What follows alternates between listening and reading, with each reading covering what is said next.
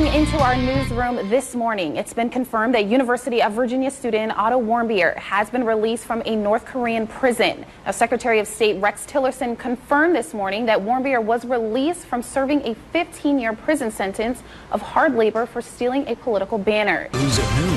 Good afternoon. Welcome to CBS 19 News at noon. I'm Talia Cunningham in for both sites today. Thanks for joining us. First at noon, today we could learn the identity of the person killed in a crash along Route 20 near Avon Street in Albemarle County. The scene is still blocked off and pretty active. On the other side of this is the forensic unit because we have again confirmed, as Bo just said, that 19 people have injuries and one person was killed out here.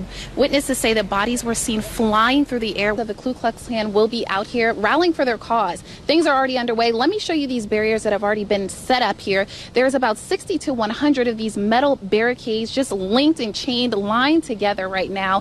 Heather's favorite color was purple, and most of the attendees were asked to wear it. People were handing out these stickers right here. They were saying Heather Strong, and let me tell you, it's nothing but love and support here. Well, the man accused of plowing his car into that crowd of people will make his first court appearance this morning. James Alex Fields Jr. is charged with second-degree murder. Now, hundreds of alt-right supporters gathered in Emancipation Park hours before the Unite the Right rally was supposed to start. Well, the NAACP is sending a strong message to Missouri. The organization issued a travel advisory for minorities, warning that their civil rights may be in danger. I'm sitting in the chair now that you would give blood in. You just hang out. If needles scare you, you've got this little stress ball here, and all the blood donated goes to local hospitals in Central Virginia. And one of those people that it's touching right now is Kelly. We're going to introduce you to Kelly and baby Finn. We've met them before. Hi, Kelly. Hi, how are you? Finn. Hi, Finn. Yeah. Cheers. All right. There we go. Cheers, a donut. Happy Donut Day.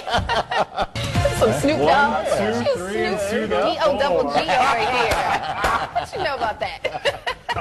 It's a lot warmer in here, but there's not much going on here besides these flight delays and cancellations. We're going to show you the board here so you can see for yourself at home. Just as I've been standing here, more and more cars have been piling in on their lunch break to come out and vote. Now, on my time here, I've been talking to voters coming in and out of the polls, and they tell me that the process has been simple, easy, fast, and efficient. We're pulling up right now in this 2005 Nissan with the brand new owner of this car right now, Jaquana. She's 30 years old. She's from New York City. Hey, she's been living in Charlottesville for the past 10, 11 years. She just won and got the keys to this brand new car. Let's talk to her now. How you doing? We have learned that one person died, 19 others were injured. It was all caught on camera, including the hysteria afterwards. Oh my God! Oh my God! Mass panic in downtown Charlottesville. Please, people, call 911. People are concussed, people are bleeding everywhere. They were doing chest compressions on a body. I can tell you that the injuries are ranging from life-threatening to minor at this point. One dead and 19 injured after a dark gray Dodge mowed down a group of protesters on 4th and Water Street. People let the car in because they thought it was a cop car. So he was slow, and then he slammed on the gas right into people that were in front of another car. The 3-car crash was a domino effect. The Dodge rammed into the crowd at a high rate of speed. People on the ground, blood on the ground. We got it. The impact created a chain reaction, knocking into 2 other cars, sending multiple people flying through the air. At least 2 girls got hit and thrown on his hood. In the video, you can see the Dodge ram into the crowd and quickly reverse, the driver fleeing the scene. Oh my God! Oh my God! Oh my God! Most people were just in a state of shock. We saw what happened, but to really realize that somebody possibly just died right in front of us. We had multiple people transported from here. Charlottesville Fire and EMS responded immediately to the scene and began transporting and treating various individuals in the crowd. Injured individuals were transported to local hospitals, some in neck braces, others laid out on stretchers, and some lie on the ground waiting for help. And then to see the shoes and the pools of blood on the ground and the debris, I'm still shaking from it right now just thinking about it. Well, many are labeling this a domestic terror attack. Now, we haven't learned the identity of the woman killed today, but we do know it's a 32-year-old woman. Now, UVA Hospital did tweet out that 5 people are listed in critical condition and 4 in fair. Reporting live in Charlottesville, Talia Cunningham, CBS 19 News. About 1,500 counter-protesters filled Justice Park Saturday afternoon, holding signage and listening to music. awaiting the arrival of the Ku Klux Klan from North Carolina. These statues are history. They should be left alone. You can't erase history. People are starting to pay attention to the threat of Klan violence and the rise of white nationalism. Dozens of state and local police officers were on site to keep the peace. Although the crowd was loud and people were screaming and chanting, things did remain peaceful between protesters and Klan members. The big reason for this was the barrier divide. Klan members were kept away from protesters, with police lining the walkways. This is long anticipated, and they were actually late to their own party. They were supposed to be here at 3 o'clock. They didn't show up till about 10 minutes until 4. Once in their designated area, about 30 waved Confederate flags, held signs about Israel and communism while wearing black, white, and purple hoods and robes. A peaceful rally, but it was a battle of words and chants.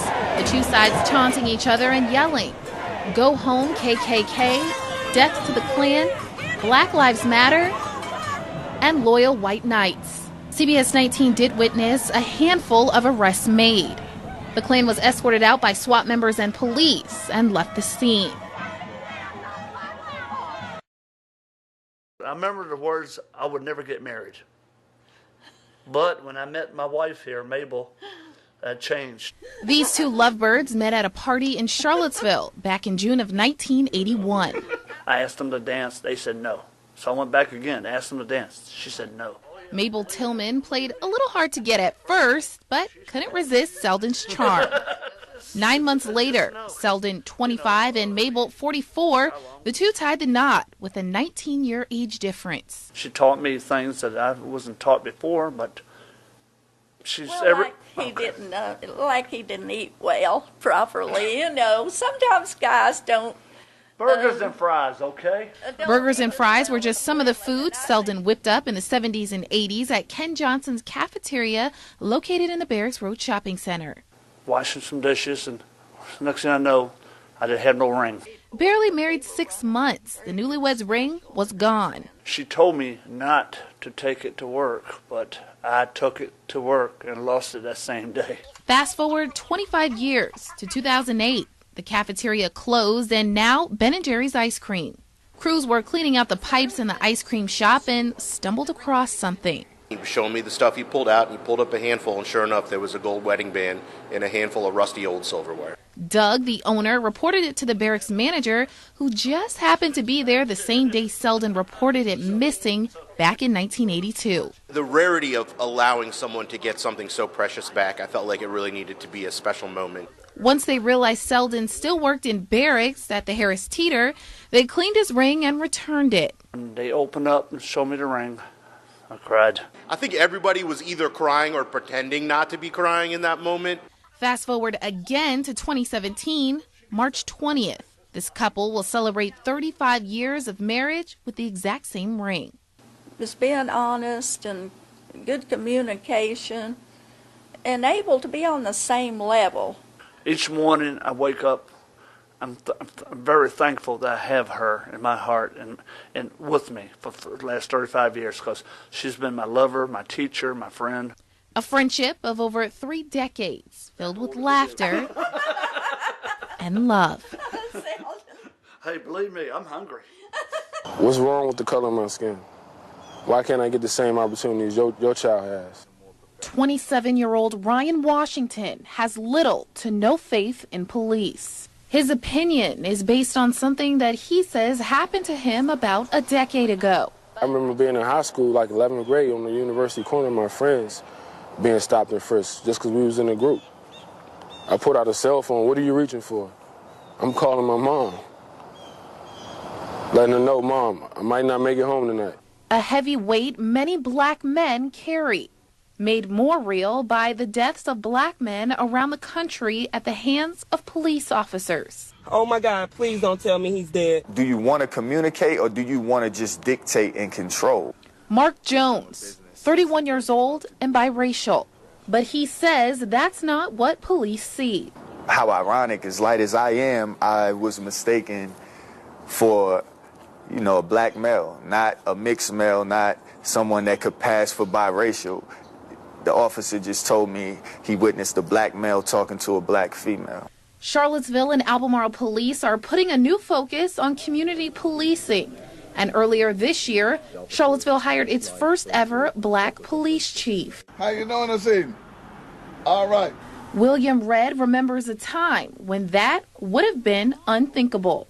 When I was in my teens, Charlottesville was all white. In fact, everything from the police officer to the prosecuting attorney to the judge. Charlottesville police report so far in 2016, there have been 45 times when police have stopped someone but filed no charges. And in 80% of those cases, the people were black. Charlottesville's general population is 20% black. We're landing in jail faster than a cop or a judge or, elected official is. 45-year-old Jerome Boykin says profiling and a lack of accountability is what sparks the anger. No justice, no peace. If we shoot someone, we're going to jail. Cop does it, they get administrative leave. Come on. These men from all different walks of life see a path forward through outreach. You can't understand or even fathom what we need if you're not here. Legislation. Right now, the laws are not with the people, and there has to be a revisit of those laws. Education. I have a little pamphlet that I just got tell you how to react if you're stopped by a police officer. And communication. Trying to bridge the gap, communicate. Finding common ground for man. No peace. Where America's divisive reality and the hashtags will never fade. No